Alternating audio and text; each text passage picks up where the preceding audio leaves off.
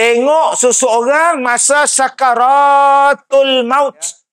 Pertama, mata dia melihat ke atas. Nama dia memandang. Dua, berkedut dahi.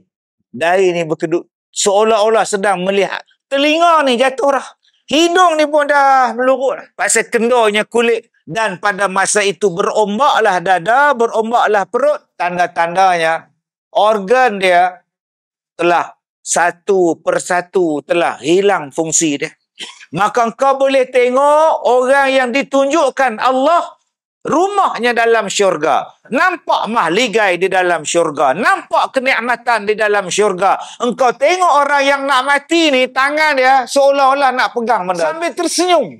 Akhirnya dia mati dalam keadaan senyum. Itulah tandanya dia suka dengan kematian itu dan Allah pun suka berjumpa dengan dia.